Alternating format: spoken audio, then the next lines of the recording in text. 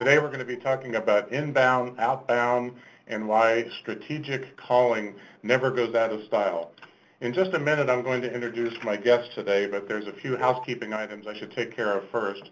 One is you can use the Q&A box to your right for any questions you might have. I'll try to handle those questions as we go. Secondly, the recorded presentation will be available within about 48 hours, and we'll send a link to everybody.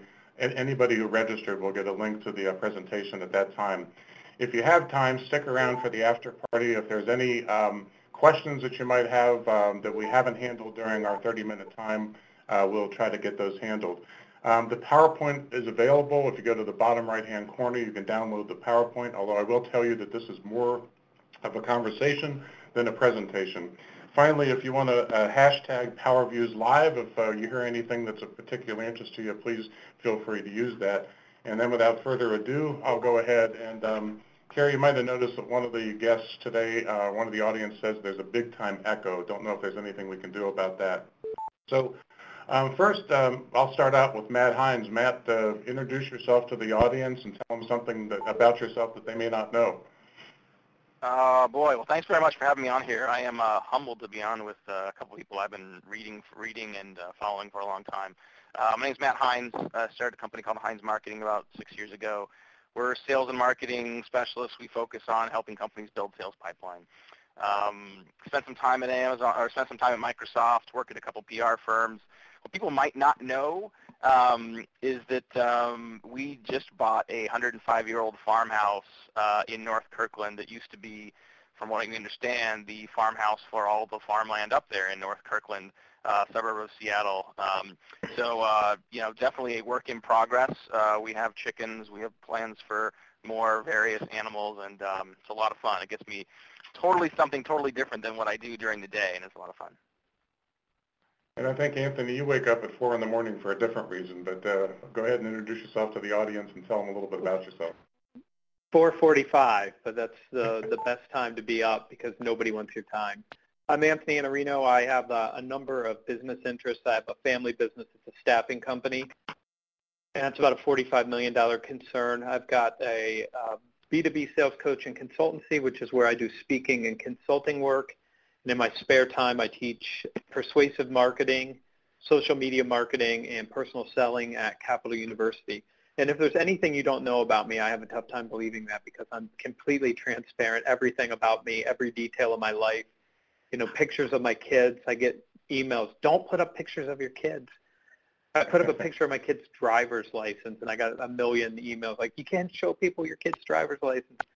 But we're pretty transparent. The one thing you may not know, when I was a kid, I fronted a rock band from the time I was 17 until I was 25.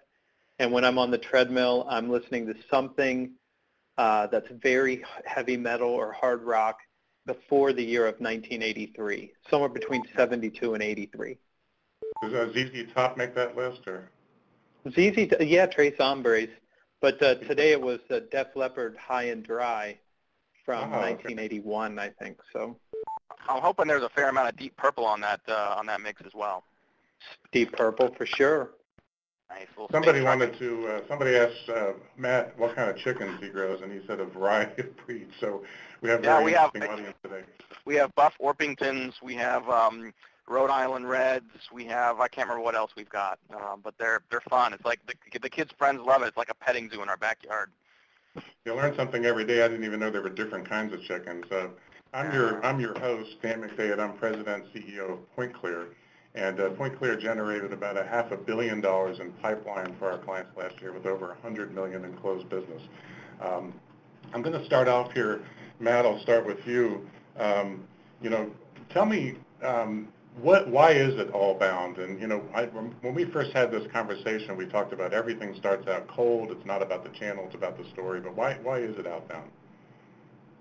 Or why is it allbound, you mean? Why is it allbound? Yeah, sorry. Yeah. And I think, I think everybody on this panel here today, everyone has tapped into the power of content marketing. Everyone on this panel is pretty active on social. I think we can all speak to examples of business referrals, et cetera, that we've received from inbound, right? I love what I can do with my business. But if I relied purely on inbound, I would literally never hit my number, right? I mean, I think waiting I think relying on inbound only is kind of like just waiting for the phone to ring. You don't have control over volume. You don't have control over quality. So if you know who, and Anthony, I use this term at yours all the time, if you know who your dream client is, if you know the specific type of customer you're going after, you may see some of them come through from inbound, and you can target your content and target your social and target your efforts to that audience. But you also need to have your named account list. You need to know who you're going after and proactively seek them as well. Every one of those conversations starts as cold no matter the channel, whether it's email or Twitter or LinkedIn, whatever. If I don't know you, you don't know me, it is a cold start. Whether I use a referral or whether I use a tweet or whether I call with some kind of other value add that breaks the ice. But you have to combine inbound and outbound to effectively hit your number and do so with the right type of clients that you want to grow your business. I know, Anthony, when we had our conversation, I won't say how many millions of reasons you had to believe in outbound. I'll leave that up to you, but you said you had millions of reasons to believe in outbound. I have 9.5 million reasons this year. I mean, and that's a lot of reasons. If you stack them up, it would be a room full of reasons. But yeah, and what Matt said is right. I talk about dream clients because I believe if you're in business, we'll go with what Peter Drucker said, you're in business to create a customer. You have some idea about value that needs to be created, and you go into the market and say, I'm going to fill this gap and create value because I know how to do this better than anybody else. And so you have a group of target prospects, I'll call them dream clients, that are going to recognize what you do as breathtaking, jaw-dropping, earth-shattering, results-crushing value, and they're going to see that and say, this is why we need you. But why would you wait and be what I would call a secret agent? I mean, if you just wait for somebody to discover you and find you out, like what Matt said, you're just looking at the phone, waiting for the phone to ring, then you're not doing your job. You know who these people are. And the one thing that I fear for sales organizations that focus too much on inbound, if your dream client doesn't happen upon you and they're not there and they don't see you, they're sitting there with a problem that you can solve, looking for somebody to solve it, and you're not known, which is the worst thing that can happen to you. They recognize they have a problem, and you're not on the list of people to even talk to because they don't even know you. And then worse, if you are known, but you're not known as a value creator, if you're known as a time waster, if you're known as the person that hits me with an email every week telling me, hey, I really want to introduce you to my product. If that's the person you are, you look like a time waster. So you need to be known as a value creator. The sooner you start making yourself known and known as a value creator within your dream client accounts, the sooner you're going to have an opportunity. And the longer you wait to do that, the less likely it will be that you ever have that opportunity, which is why you can't wait on inbound alone. We had 50,000 conversations last year to substantiate this, but we found that the more senior the executive, the more likely they are to be responsive to a quality outbound email as well as voicemail campaign, what we call a multi-touch, multimedia, multi-cycle campaign. So it's absolutely possible and obviously recommended to incorporate outbound into the mix. And I want to take the audience through this, which you can actually find on a white paper called Mind the Gap on our homepage. But basically what you see at the top here, and then I ask you guys to comment on this and add any additional insight. What you see at the top here, standard lead generation, is kind of the way, you know, the average company works. They may send 1,000 pieces of mail or 1,000 emails or knock on 1,000 doors, whatever it is, and they identify 50 companies that are, you know, relatively qualified in the short term. And the Mind the Gap white paper, or what I call RING, which is revenue equals inbound minus nurturing minus the gap, you know, there's only so much that inbound will drive, and there's only so much nurturing value, although nurturing is probably the unsung hero these days. But when you're looking at the gap, there's several opportunities to enhance what you're currently doing. You know, the first is obviously you do want to generate the sales opportunities that you're seeing here. There's 50 in the top box and 50 in the bottom box. But we also find that you generate about the same number of pipeline opportunities, meaning that there's another 50 accounts that are going to be opportunities in the short term, probably within the next 2 or 3 months. Then there are longer term qualified accounts. You know, you've gone to all the trouble of going through a database or going through a list and identifying those that are qualified and not qualified. Most of the time, the qualified accounts are kind of thrown out in the trash, and the campaign is redone and new leads are found, of course. But it's a lot more efficient to go after those longer-term qualified accounts once you've identified them. also using information that you've gathered through that process. And then lastly, there are unresponsive accounts. And again, once you separate the unqualified accounts, unresponsive accounts are not necessarily bad accounts. As a matter of fact, they have about a 50% greater lead rate than the average list because you've already gone through and filtered out some of the bad guys, number one, and then number two, these people have heard from you. They've heard your message. They just weren't ready to have an interaction at that time. Guys, any other thoughts on this one? Well, a couple things. I mean, we had a client once that they started with us, and they were so excited they were getting 1,000 downloads for their free trial every day. They were really excited. They said, we have all the leads we want, more than enough. And when we did the math to figure out, okay, how many of those leads were actually in their sweet spot, how many of those were actually people that their enterprise sales team wanted to sell, out of 1,000 people a day, you know how many were in their sweet spot? Three leads, right? And when we did the math, and this is what's amazing to me, is there's a lot of sales and marketing teams that don't do the math to say, okay, if I need a certain number of sales, how many opportunities do I need to generate? To get a number of opportunities, how many leads do I need to have? You can start with really simple math that ends up telling you, guess what? You need a lot of leads, right? Because your conversion rate on leads to opportunities, especially for people that are ready to buy right now, is going to be very low. Now, your yield opportunity over time as those leads mature goes up. I've got deals that sort of were nurtured for like 3 years. I don't have control over when that deal closes. My sales counterpart doesn't have control over when that deal closes. My buyer doesn't often have control over when that deal closes. So if we take control off the table and simply talk about providing value and doing that with enough volume with the right prospects, you can do some basic math like this and get a sense for how much of this activity, how many of those qualified conversations you need to have. And when you can do this with value, when you bring value to the table, if you think about the fact that when you get off the phone with a prospect, the bar you should be setting for yourself is that prospect should lean back in their chair after 20, 30 minutes, however long the call is, and say, wow, that was great. I would have paid for that. Like, what can you provide? What can you bring to the table that would essentially make your content and your conversation so valuable, so insightful for them, that they would have paid for that time? That is a fantastic first call. And what I see is reps that do that call and generate that kind of value, they generate an incredible amount of confidence in themselves to go out and have more early-stage conversation with prospects, knowing the value they're bringing to the table. And it motivates them to, call it cold calling, call it whatever you want. They're bringing significant value to those conversations. Okay, one quick audience comment, Steve. Hopefully this audio is better. If not, try dialing back in. That was a suggestion one of the other audience members used. There are a couple of questions here. Let me go ahead and throw these out to you guys. What process do you go through to identify the buyer persona? Let me go back to one thing real quick I just want to touch on. The reason I think, Dan, that you do so well with reaching out to high-level executives through email and through the phone, and those conversations are valuable, is because we have this idea, and I see it reported lots of different ways. From CEB, buyers are 57% through their buying cycle. Through, other things I've seen, it's 77 and 177%. They've already decided before they even decided. I don't know how you get past 100, but there's all these numbers that everybody's already thought about everything, and there's no value. But when I talk to executives in lots of different businesses, I hear the same thing over and over again. What's going on out there? What should I be thinking about? What's coming next? You talk to other businesses. What are you learning? What should I be getting on my radar screen for next year?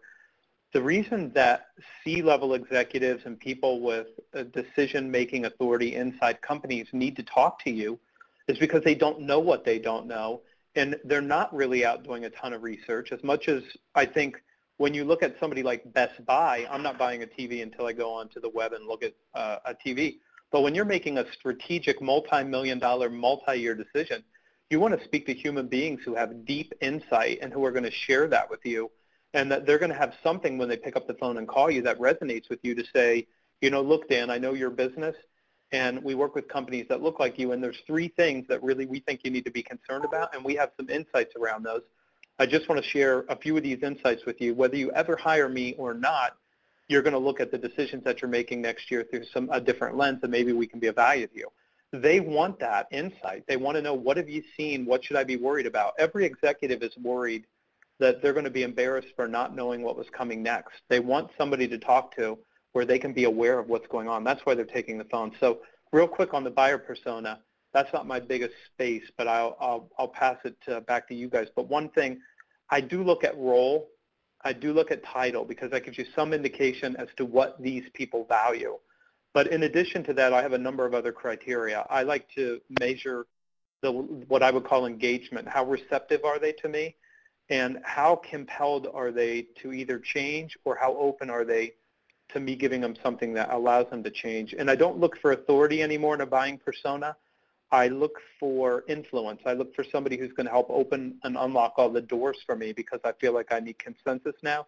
So when I look at a buyer persona, I'm trying to measure how much are they going to be able to get me to the people that I really need. So I look for that, and I look for, does this company really have a compelling reason to change? So when I look at the buyer persona, I'm trying to measure, in this person's role, do they recognize this compelling reason to change, or is there somebody else that would be more compelled? But I use a number of different factors like that. Matt, you see a question there about the 3 leads implies that there's something to know or pre-qualify the prospects. I don't know if you have a response to that. I think the question really is, if they generated 1,000 leads, so-called leads, and only 3 of them are qualified, what are they doing wrong? Well, there's a certain level of inefficiency you're going to expect in almost any pipeline.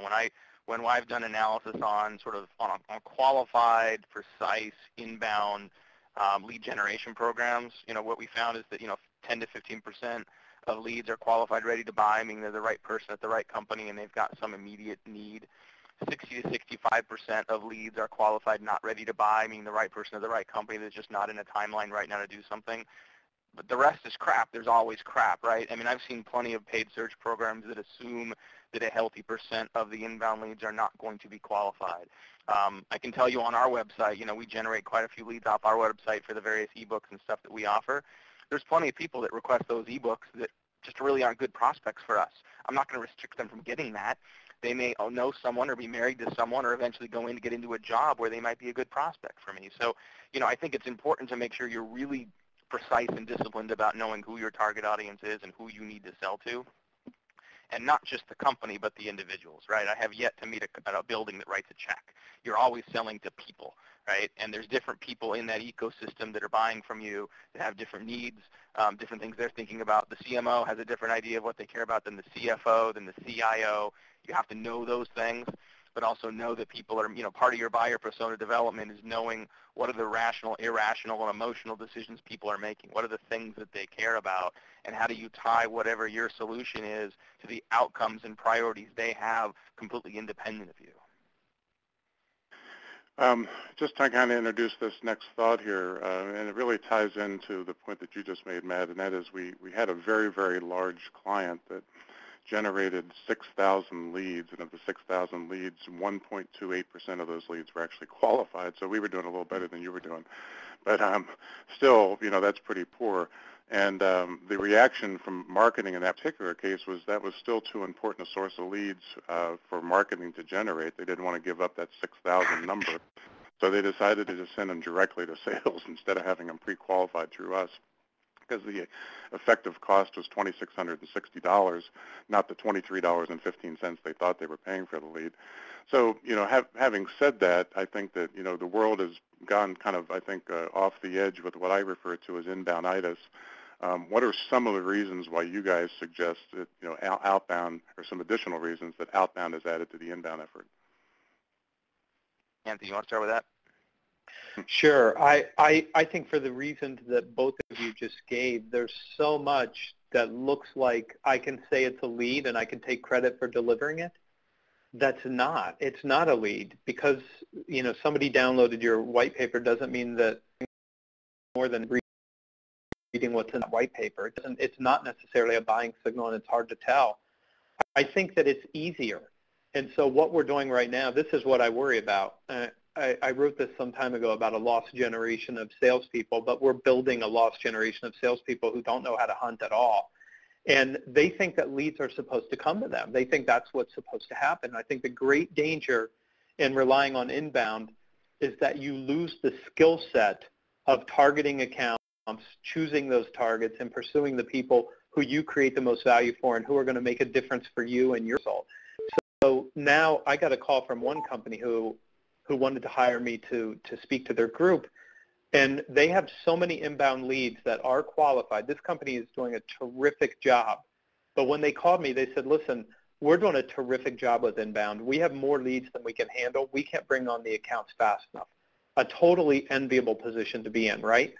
But the people who are smart within that company said, we don't have a single hunter left. And when this lead source dries up because the market's maturing, more people are entering, we're going to be in deep, deep trouble because we don't have anybody who can build a pipeline on their own, and they know it's coming. But that's the greater fear. When you rely on inbound, you lose the skill set. And I'm not a mutually exclusive guy. I know there are so many people, and Matt knows this, my friends that I call the social media mafia, if you even mention the word cold call, I mean, you're doing it wrong, you're killing people, clients hate you, you're worthless, you'll never be a real salesperson if you're not tweeting your face off and on LinkedIn or whatever it is that they think. But it's not one or the other. We have to use every tool available to us. We need to use outbound too, and we need to ask people for referrals, and we still need to show up at trade shows. There's every single lever that we can pull, but I worry that we're so dependent on inbound that there's a whole generation of salespeople who've lost the skill set to really prospect. Matt? I think it's great. Yeah, I think I want to speak really quickly to the marketers on this call if I can. I'm going to take my glasses off for emphasis. You have to, you will lose your job if you don't embrace revenue responsibility. It is not your job to generate leads. It is not your job to generate as many leads as possible. I realize you have trained your executive team and your board to really like that slide that has the up and to the right. Right? The slide that shows I got more leads this month, I got more leads next month, I got more leads next month. You are demonstrating every meeting, every slide, every day that you care about things that have nothing to do with revenue. What other department in the company goes to the executive team and reports on their activities? Marketing does that every day and demonstrates that they care more about being a cost center than a profit center. If marketing truly cares, but winning friends and influencing people. Seriously, man. I'm on my soapbox. I'm all ready to go. You are. So if you can put yourself in the shoes of your CFO, put yourself in the shoes of the revenue generating groups in the organization, you realize lead volume no longer matters. Lead quality doesn't matter. Sales pipeline matters. And there's a lot of ways you can get about that and a lot of ways you can measure that. But the marketing organizations are doing this, and there's tons that are doing this really well today. They know that they can generate fewer leads. They know that they can cut off those sources of leads that are distracting the entire organization. Focus on what's generating pipeline. Focus on what's actually generating revenue-producing events.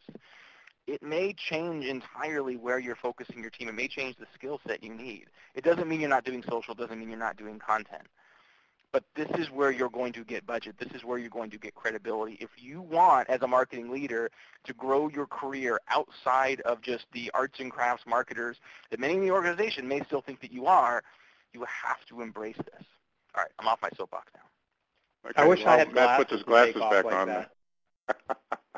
Anything else you want to add to that, Anthony? No, I just love hearing him all fired up like that. All right, here we go. For some reason, I'm having mouse issues here, but here we go. There's a few questions out there, which I'll take after we get to the last slide here, but the next to the last slide is thoughts and recommendations. I think, Anthony, you had the first one here. You want to take that one? I can't see them, so you'll have to read it to me. Oh, okay. So today's calls and emails all sound and look the same. What makes you suck is doing what everyone else is doing. Yeah, that's it. You have to pull yourself out of the box. Here's one thing I'll say that I recognize that sales and marketing organizations are bad at. I get emails every day, and thankfully Google filters most of them out. But it's the same pitch. I want to introduce myself and my services. I want to show you our product. I want you to demo this. It's over and over and over again the same thing. So I can't tell if you're somebody that's got real value because you look and sound just like everybody else. You've got to be willing to share what you really know, what you really, really care about, what you do different. And that's the part that I see sales organizations. I was just on a webinar with another group a couple weeks ago. You go to their website. They asked me to come onto this call with them, and I went to their website to find out what they did. Every single thing they had a lead capture page because they're not going to let me watch the video. They're not going to let me look at the white papers unless I turn my name over. which is what they're saying is, I'm not sharing this unless you're a lead. But if you want to gain somebody's attention, you've got to share the sexiest, most interesting, most value-creating stuff you have. So that pitch has got to be, look, we have 3 insights. Here's what they are. This is what needs to change in your organization, and you have to start sharing that even though you're afraid of it. So if you want to, well, here's the quick story about this language that I'm using. That Matt Damon movie where he was with the twin to Greg Kinnear, apparently he was doing a bad job, and the director walked up to him and tried to give him notes, and Matt Damon said, I'm not sure what you want me to do. And the director said, I want you to suck less. So if you want to suck less, you need to start sharing your best ideas, your best insights. That's what your calls have to focus on. That's what your emails have to focus on. You have to give away the content. And one more just quick note on this. I had a consultant call me and say, you're stupid. You have no idea what you're doing. All your content is supposed to be behind the wall, and you give all your content away for free. You don't understand how intellectual property works. And I agreed with him. I just agreed with everything he said. And then he finished by saying, and how are you getting all these clients? And it's because I'm showing them the value that I create, and they can recognize it or not recognize it when I'm not a value creator for them. So that's what I would recommend there. Start sharing the stuff that really matters. Matt, you want to take the second one? Which one's the second one? The You second bullet? You can be interesting and useful, but if you treat each interaction as a demo, you're going to fail. You know, I tend to think that if you take the demo, if you take the product or service, whatever you're offering, completely off the table, you will in most cases be far more successful. We had someone from our team go to Content Marketing World a couple months ago. If you're in the content marketing, space, it's a fantastic conference. Lots of ties to revenue. It's really good. And she had not been to a lot of conferences before. And what I found out, she was really nervous about going, and she was nervous about what she was going to do at the networking events and everywhere else. And when I finally talked to her, I realized she was worried about how to talk about Heinz marketing and how to introduce our products and services and how to sort of find good prospects, on the show floor.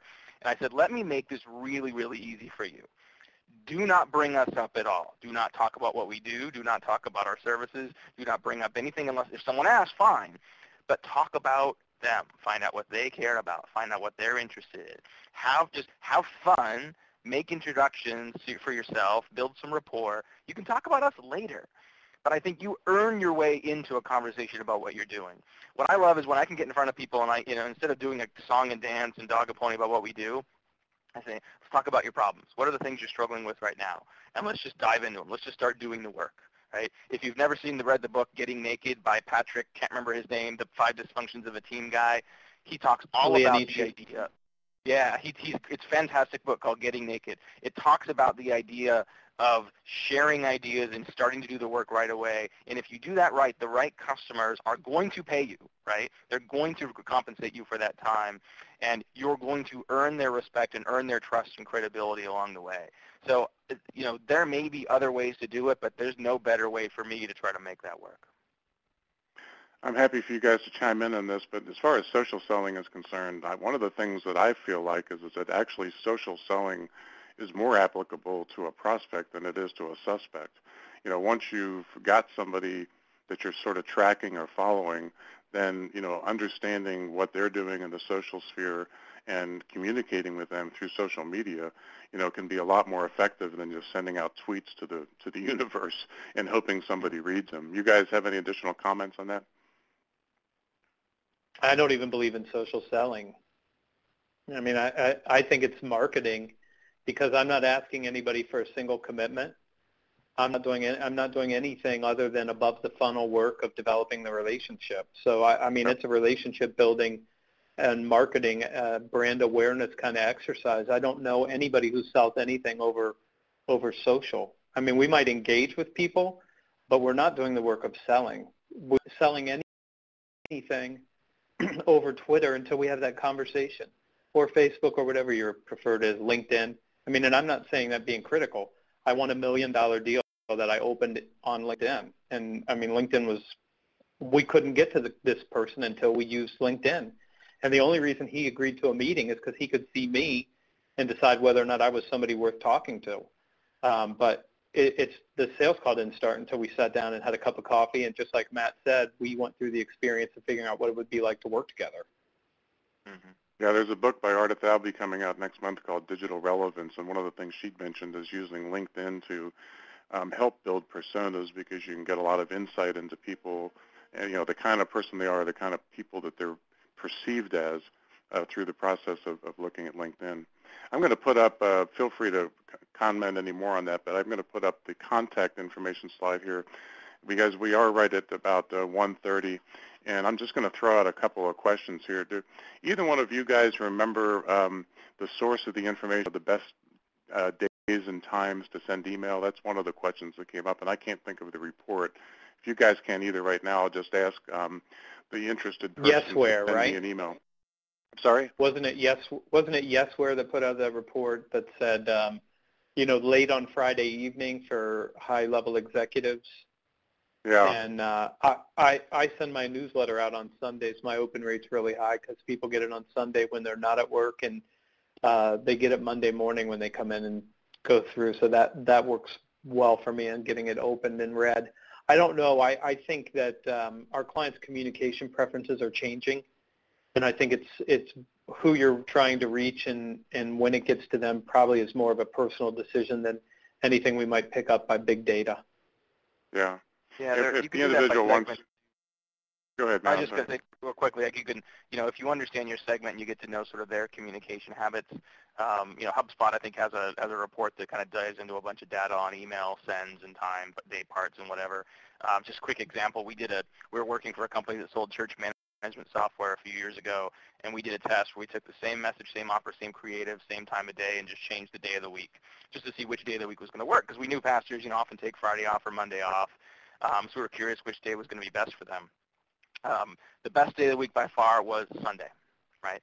They don't just come in and do church. They treat Sunday like a work day. And there's an awful lot of downtime when they're not getting a lot of either emails. There's not a lot of other staff in the office. So they were most receptive to our emails on the day we thought they were going to be the busiest and least responsive. So, understand your audience and test and to find out what works. And the other thing, I'd be interested in your comments on this, is that we don't live in a world where it's possible for us to only sell on Sundays. We live in a world where, where most of us are working 40, 50, 60-hour weeks, but there are other productive activities. Not everybody is exactly the same. So, we find that we can do research on Monday morning, for example, because that's not the best time for us to be reaching out and leaving messages, but we are heads down when it comes to Monday afternoon as far as, doing outreach. What do you guys think about that? I've had experiences that are all over the map. I mean, I think I've got people that work for me that make cold calls on Monday and kill it on Monday morning because they're just so good on the phone and so compelling when they call and they get somebody, and the likelihood of them being in the office on Monday is great. It's less on Fridays as more and more people work from home. So Mondays end up being great for them, but it's all over the map. I've seen companies selling to real estate agents, staff call centers on weekends, every weekend. Real estate agents, they're working on weekends. Many times, there's a window on Saturday and Sunday when they're sitting at an open house and they're probably bored, and the phone rings and they're like, okay, someone talk to me. So it really does depend on who your audience is. Well, and I'm part of Anthony's open rate on Sunday mornings because I live in such a remote area. I don't get the New York Times until Monday afternoon. So I'm there waiting for Anthony's email to come in. I have an interesting one here. Actually, I know this individual who was asking used to work with us, but he said, how do you deal with the marketing department that thinks that someone opening an email is sufficient to have salespeople follow up on them? Matt, you don't have strong feelings about that, do you? No, I really don't at all. Look, I mean, let me have to take my glasses off again. So there's a lot of potential buying signals and trigger events out there you can respond to. There's probably a % of people that opened your email that might actually have interest.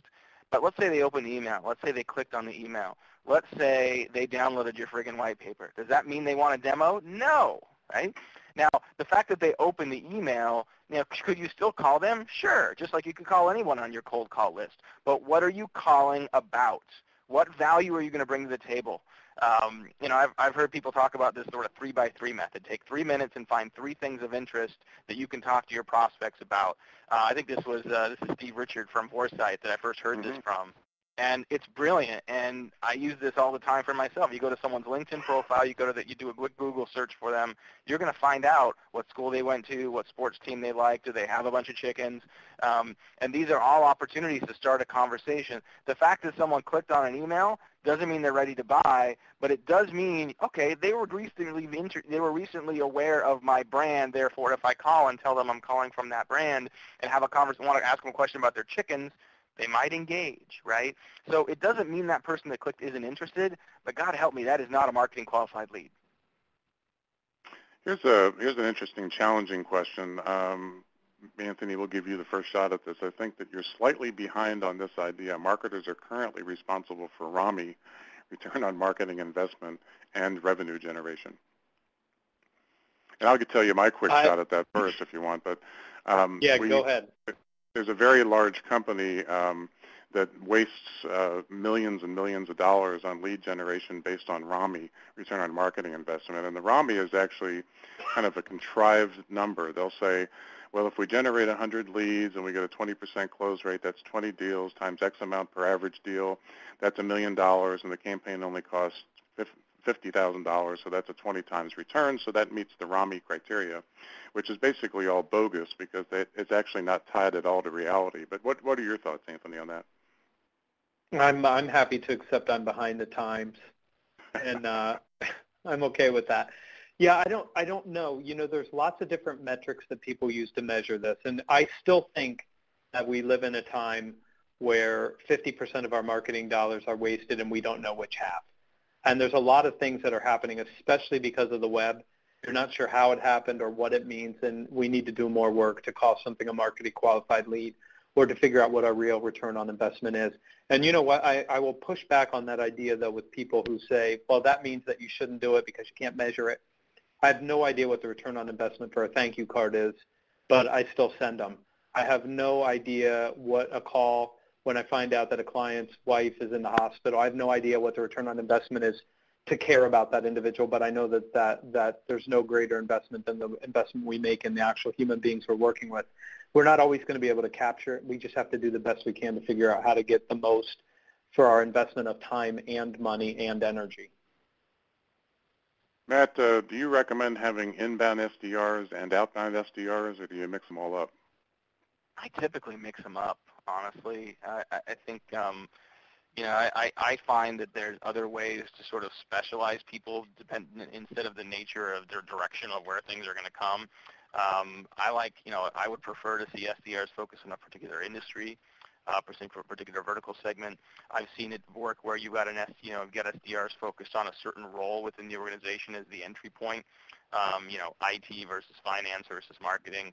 So whether the lead is inbound or outbound is not going to change the story you need to tell. It's not going to change the stages of loosening the status quo and getting someone committed to change. So I tend to think that those are kind of artificial distinctions that are more internally focused than externally focused. Anthony, anything to add? I think that we need to remember that we're salespeople still, and I think it's important for people to have the ability to make outbound calls. I think it's important for people to know how to prospect and have the ability to do that. Or here's what I see happening. I've got a framework that I built called Level 4 Value Creation. If you're a field sales rep, you need to create a really high level of value. And the reason that so many things are moving to inside sales is because it's transactional. But now I see companies saying, my inside sales group is so transactional. I need them to be less transactional. And it's hard to do that when they don't have that skill set. They're not hunters. They haven't spent time with clients or in front of clients. So we're a little mixed up, and we're losing some of the skills that are going to allow salespeople to succeed in the future. And I think that we really need to think about what kind of people we're trying to grow. I think on average what we find is that the inbound tends to be a little bit more transactional because, as Matt, you'd mentioned, there's just kind of garbage that comes in. And at the same time, the outbound, if you do your targeting right, and this kind of ties into another question, if you do your targeting right, then you do have a higher level of potential of turning over an opportunity, assuming that you actually do the job right. And one of the questions was, who creates a script or a call outline for outbound, or is it recommended that you ad-lib the calls? And my recommendation is two things. One, that you never ad-lib calls, and then 2, that you use a call flow as opposed to a script, because scripts sound like scripts, and if you use a call flow, it sounds like a conversation. And going back to both you guys' points earlier today, what you want to do is have a conversation with the prospect and be looking for how you can help them, not how you can sell them what you sell. Additional thoughts, guys? I'd call it a planned dialogue. I mean, you don't ever want to sound scripted, but scripts are not bad, and having good language is really important. If you went to a movie and each actor just decided what they were going to say as the next line because that's what they were feeling in the moment, you wouldn't have a very good movie.